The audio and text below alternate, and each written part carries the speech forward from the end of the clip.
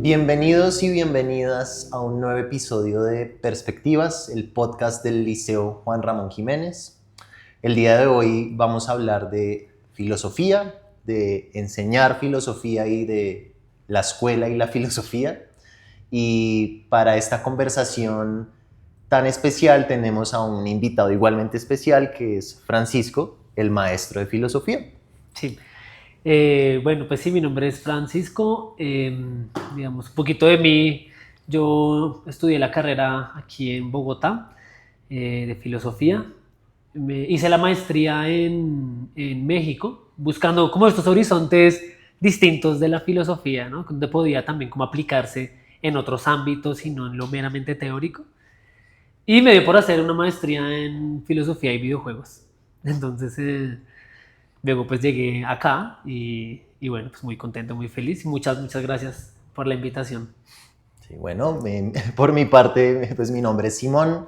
Yo trabajo en la parte en la coordinación del liceo y en este caso voy a ser el interlocutor del maestro de filosofía, porque también tengo un vínculo importante con la disciplina y tengo una formación pues, profesional en filosofía, pero más allá de eso, pues la filosofía me ha ayudado mucho a entender qué es esto del Liceo Juan Ramón Jiménez.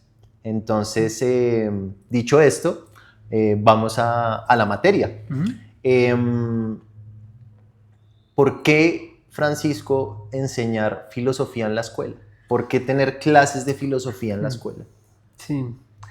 Bueno, no, pues mucho de la pregunta, ¿no? Del por qué, porque normalmente cuando entro a las clases, las estudiantes normalmente preguntan, venga, ¿y eso para qué? ¿No? Y yo creo que la respuesta a esa pregunta puede ser muy vinculada pues a esa primera, ¿no? De por qué estudiar filosofía en la escuela. Y me gusta mucho decirles a mis estudiantes que cuando me preguntan para qué, les digo, no, pues para nada. Claro, quedan como en shock, como así, entonces yo por qué estoy acá. Y entonces empiezo a desarrollarles la idea, que es que una idea que de hecho es muy de la filosofía de un pensador antiguo, llamado Aristóteles. Y claro, su respuesta ante esta pregunta es pues, que la filosofía no está obedeciendo a sí, como a unas intenciones prácticas de lo humano. Y entonces ahí les digo, quizás sea para unas intenciones que están más allá de lo humano. Entonces empezamos a hablar de divinidad, de algo que puede ser más profundo. Y yo creo que tiene mucho que ver con esta primera pregunta que me hace Simón de por qué filosofía en la escuela hoy. Y yo creo que es porque es importante darnos cuenta que hay cosas que adquieren su valor o su utilidad, o más bien sí que son valiosas, no por la utilidad práctica que tengan. ¿Sí? Entonces yo creo que la filosofía nos puede permitir, a la escuela, la filosofía le puede permitir darse cuenta que pues, hay cosas valiosas que no tienen que servir para algo. ¿Sí? Y yo creo que eso es una idea muy potente que, pues bueno, creo que hay que seguir trayendo a Aristóteles a las aulas. Ok. Me hace pensar la pregunta, pero también lo que usted dice una reflexión que hace la filósofa estadounidense Martha Nussbaum sobre la crisis de las humanidades en las instituciones educativas, particularmente en Estados Unidos, pero en el mundo occidental en general. Y justamente lo que ella dice es que en un mundo en el que prima tanto el utilitarismo, ¿no? Lo rentable, lo útil, lo que parece que sirve para algo muy obviamente, las humanidades, entre esas la filosofía, pues pierden su sentido aparente, ¿no? Como que no se entiende muy bien por qué. Y en ese orden de ideas le complemento con una pregunta para ahondar en esta reflexión y es, ¿qué pasaría si en el Juan Ramón o en cualquier institución educativa no se enseñara filosofía? ¿Qué impacto podría tener eso? Sí. ¿Qué se perdería si aparentemente no tiene nada útil? Sí.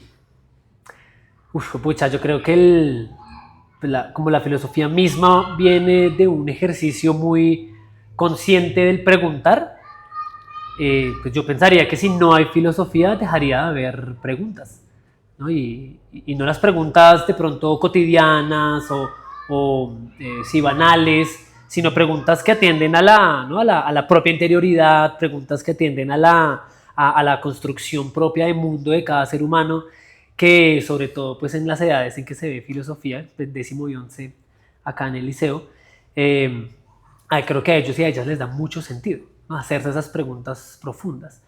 Y yo creo que pues una escuela sin este aprendizaje y sin este además bagaje histórico de la filosofía, desde la antigua hasta pues, incluso estas reflexiones de Martha Nussbaum, yo creo que dejaríamos de hacernos las preguntas pertinentes, ¿no? Las preguntas que nos llevarían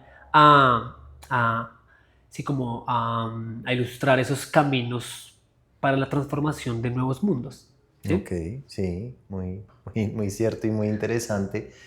Y ahí digamos que se me ocurre otra pregunta que tiene mucho que ver con esto y es si la filosofía es algo que se enseña meramente, si es como una sumatoria de contenidos, una lista que uno tiene que ir tachando.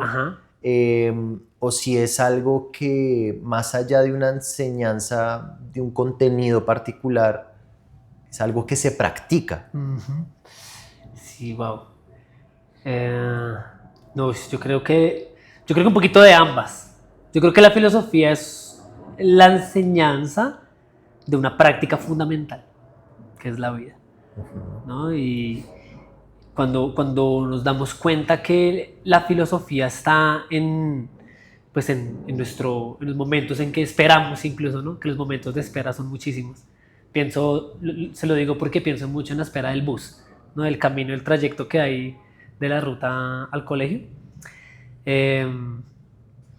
Me suscitó un gran interés un texto de un estudiante hace poquito que fue sobre una mujer que ve todos los días en el mismo lugar, a la misma hora, dándole de comer a las palomas. Y en su texto, él se preguntaba si esa persona se está preguntando. Okay. ¿Sí? Y es como si la filosofía estuviera en la misma cotidianidad, en el mismo escenario de la vida, de las relaciones humanas, incluso de lo más simple, ¿no? Porque a veces esas preguntas como banales, cotidianas, pues son las preguntas que realmente son muy profundas. Y esta idea es muy también sobre todo de Sócrates, ¿no? Este gran filósofo, esta imagen pues de la filosofía por excelencia que es Sócrates, donde, y pues en general para el mundo griego, donde la filosofía pues es un aprendizaje a la vida, ¿no? O digamos este otro griego que va a ser Epicuro, que va a decir que es un cuidado del alma, ¿no? Y es como la filosofía entonces o sea, sí, hay unas enseñanzas, pero yo creo que esa enseñanza es enseñar a preguntar y a preguntarse para vivir, ¿no? Para hacer esta práctica que pues es tan fundamental, que es la vida misma. Cierto. Un poco romántico, no sé, pero sí, me parece muy linda la imagen. Pero es acertado porque sí, muchas veces cuando las personas escuchan la palabra filosofía o el ejercicio de filosofar, se imaginan, la primera imagen que se les viene a la cabeza es un ejercicio muy intelectual, ¿no? Muy reflexivo, muy mental. Sí, total. Entonces, pareciera una cosa como de libros, sí, como de reflexiones muy, muy mentales. A veces me da la impresión, pero esto puede ser una lectura de la historia de la filosofía muy simple, pero que desde el auge de la filosofía moderna se nos empezó a olvidar un poco, o empezamos a dejar un poco de lado, un hecho muy importante de la filosofía, y es que no es solo una reflexión intelectual, sino que es casi que una práctica espiritual, ¿no? Sí. Por eso se habla mucho de meditaciones, ¿no? Las preocupaciones de los filósofos son de carácter vital. Sí. Y en este orden de ideas, asumiendo y reconociendo que la tradición filosófica, y no solo occidental, también oriental, tiene mucho que ver con aprender a vivir. Sí.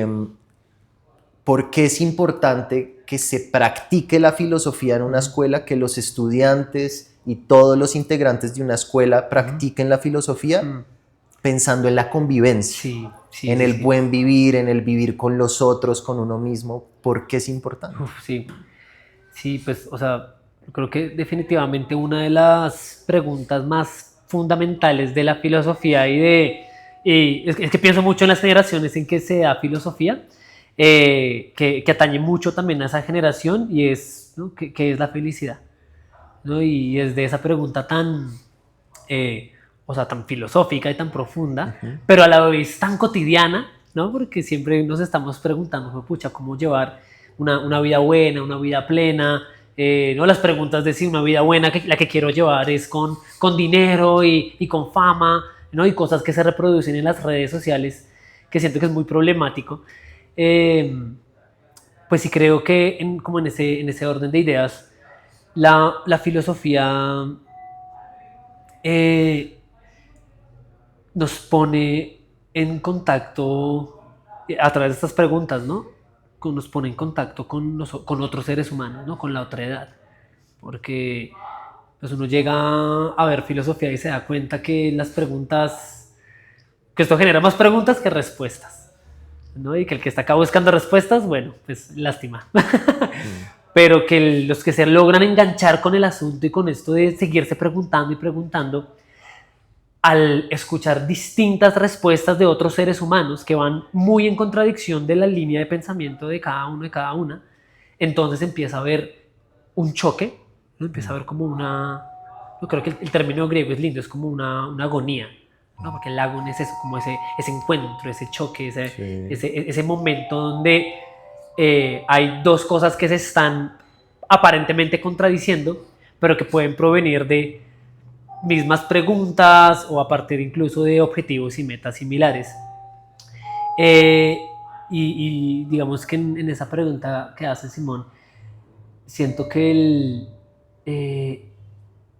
pues pucha, ¿no? Yo les decía que sí, molestaba a los estudiantes, siento que la filosofía puede no servir para nada, pero a la vez sirve para mucho, ¿no? Y yo creo que en términos de convivencia, el podernos dar cuenta de que hay muchas voces y de que son muchas personas las que están pensando un mismo problema y que ese mismo problema tiene un montón de respuestas posibles, pues yo creo que esa es una manera en que se crea comunidad, ¿no?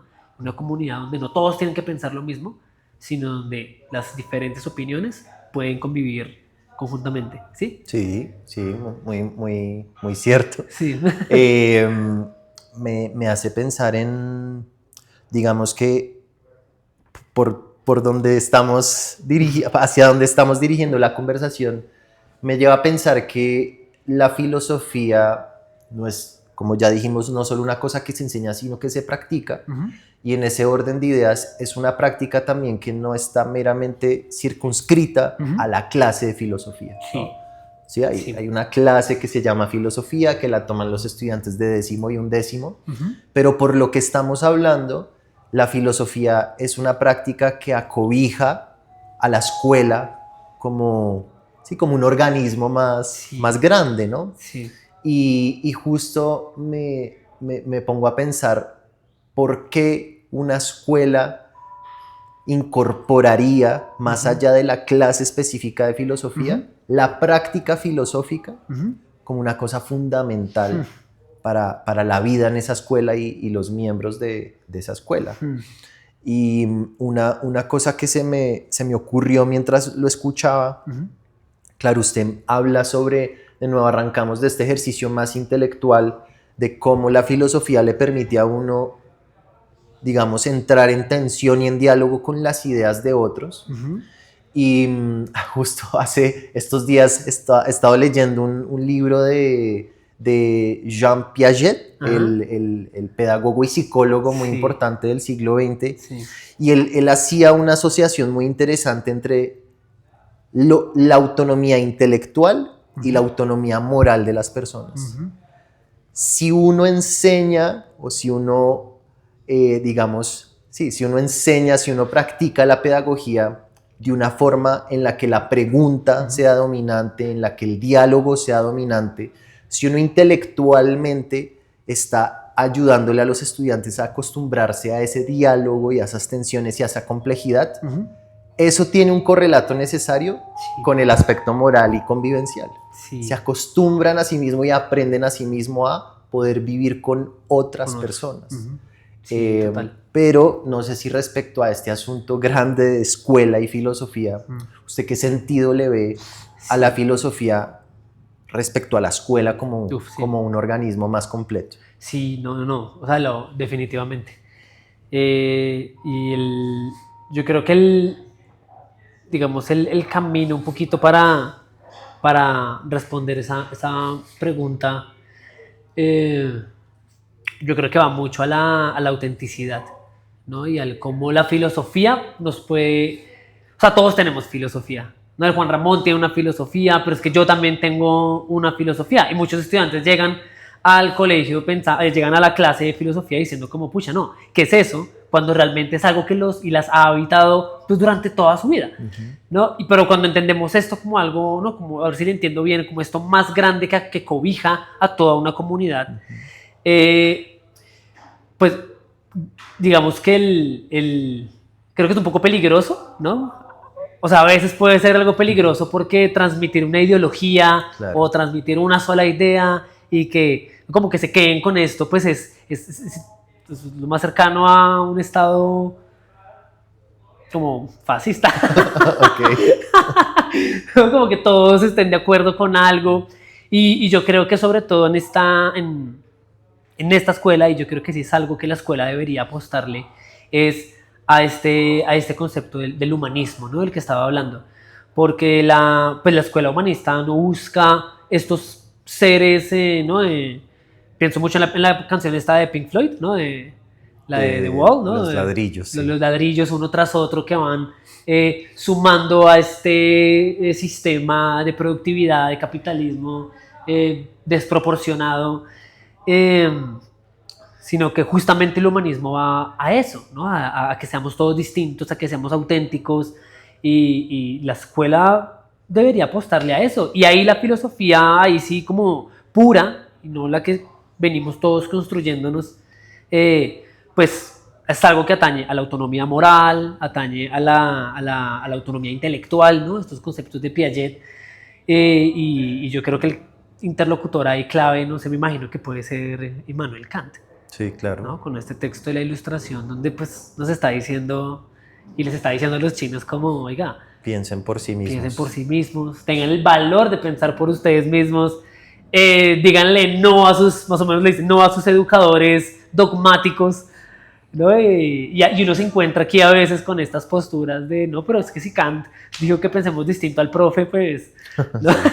Entonces, y eso es muy poderoso. Y en el espacio de aula se siente, se nota cuando como que se empiezan a mostrar estas autenticidades. Y yo lo empiezo a ver mucho en la clase de filosofía cuando comienzan a escribir en décimo, ¿no? Cuando comienzan a entablar estos discursos consigo mismos y pues empiezan a responderle a unas problemáticas globales, mundiales e incluso de la misma comunidad, ¿no? Aquí la comunidad pues juanramoniana. Entonces, sí, no sé si eso más o menos sí. responde a la pregunta. No, está muy bien. Sin duda alguna, sí, o sea, hay una particularidad de la filosofía como tradición, como práctica. Sí. Y es que recuerdo alguna vez que alguien lo describía como la filosofía es una gran conversación, ¿sí? Sí. No es... Si uno quiere buscar en la filosofía una perspectiva única, ¿cierto? Como unidireccional, total, ¿sí? Pues se va a defraudar mucho, sí. Porque cuando uno va aprendiendo a filosofar y va aprendiendo de filosofía, se da cuenta de que la filosofía es una conversación muy compleja que se ha tenido a lo largo de muchos siglos, entre distintas tradiciones, entre distintas perspectivas, y en ese orden de ideas, pensar que una escuela se apropia de esa práctica filosófica tiene que ver con que la escuela ve las cosas de una forma compleja y dialogante todo el tiempo, ¿no? Porque la realidad en últimas es un fenómeno complejo, ¿no? Sí. No es fácil de explicar, y la tentación, que es enorme, de reducir la realidad a una cosa simple, ¿no? A una fórmula simple, es muy grande. Y muchas veces nos pasa como individuos, como comunidades, como instituciones, que podemos pensar como, ya encontré la manera perfecta de educar, ¿no? Ya, ¿no? De pronto que alguien empieza a leer a filosofía y dice, no, Kant, él tiene razón en todo, todos los otros están equivocados. Pero la práctica filosófica lo lleva a uno a decir como, Kant tiene razón en algunas cosas, pero en otras no tantas. Y hay unos argumentos muy buenos que en la historia de la filosofía se han dado para entrar en choque unos con otros. Sí. E incluso el filósofo más antiguo, Sí. yo que sé, Tales de Mileto, todavía tiene algo que decir hoy en el 2026, sí, y no solo el filósofo que está vivo hoy tiene la razón, porque es una conversación milenaria. Sí, no, y ahí rápido le meto un poco la cuchara cuando yo me encuentro a estudiantes y textos donde están rebatiendo las ideas de los grandes, ¿no? Que uno dice como, no, como decía, ¿no? Kant, sí, listo, puede tener razón en esto, pero a mí no me parece que diga tal, o al mismo Rousseau, o cuando habla, bueno, no, con Rousseau de pronto, Rousseau tiene una cosa muy rebelde también, ¿no? Entonces acá les gusta. Pero digamos, no sé, teorías que son muy polémicas, que vienen de autores muy, muy importantes. Cuando yo veo que esos estudiantes están desde sus propias herramientas y sus propias concepciones de vida rebatiéndolos, yo digo, no, pues qué maravilla, porque están entrando en un diálogo directo con con estos personajes históricos y que no por ello estas reflexiones de estos estudiantes son menos, ¿no? Sino que adquieren muchísimo valor justamente por ese diálogo milenario y obviamente pues van a estar los aportes de estos, incluso de Tales de Mileto, para entender el mundo hoy. O sea, todo está conformado de agua, pues sí, ¿no? Entonces, la filosofía parece ser esta práctica de preguntarse, de pensar de manera profunda, de reconocer la complejidad del mundo, de la vida, de la existencia, y por lo tanto de exigir una mirada compleja y que se está transformando todo el tiempo respecto de la vida. Y una escuela que se apropia de la filosofía como práctica es una escuela que reconoce esa complejidad, que habita en ella, y por eso es que nosotros mismos todo el tiempo estamos volviendo a pensar lo que hacemos, porque entendemos esa naturaleza compleja de la vida, y por eso es que la filosofía y el Juan Ramón han sido y siguen siendo, digamos, dos realidades, dos entidades muy, muy cercanas, muy amigas. Sí. No sé si quiere agregar algo más. Sí, pues digamos que pues pensando en la historia particular del Juan Ramón, para mí es muy diciente y muy bello también encontrar que en los pilares mismos de la fundación del liceo pues está la filosofía, ¿no? Entonces, no sé, yo era joven. Cuando era joven me encuentro con este libro de Rosario Gamboa, que va a ser la madre de Marta Bonilla, ambas filósofas, ¿no? de la Nacional, y el libro de Rosario es su tesis de pregrado, no sé si es de pregrado, no, creo que es de pregrado, y es un libro de historia de la filosofía. Es como una especie de enciclopedia filosófica donde están los autores pues, de Tales hasta creo que Foucault es de los últimos, pues por su tiempo, ¿no? Y yo creo que es muy, o sea, siento que es un libro muy que recomiendo además, ¿no? Que lo tenemos aquí en el Juan Ramón, y luego pues Marta Bonilla viene también con esta idea de una educación humanista, una educación de libre pensadores, de libre pensadoras, que busque la autenticidad, la autonomía. Entonces, claro, siento que es como como usted lo decía muy bien, ¿no? La filosofía y el Juan Ramón están juntos desde su mismo nacimiento, ¿no? Y creo que eso es muy diciente, eso es muy poderoso. Muy diciente. Bueno, Francisco, muchas gracias. Bueno, no, muchas gracias a todos. Este fue, digamos, un episodio más de Perspectivas, el podcast del Liceo Juan Ramón Jiménez. Los invitamos a que escuchen los otros episodios que también son perspectivas muy interesantes sobre la vida en la escuela. Muchas gracias.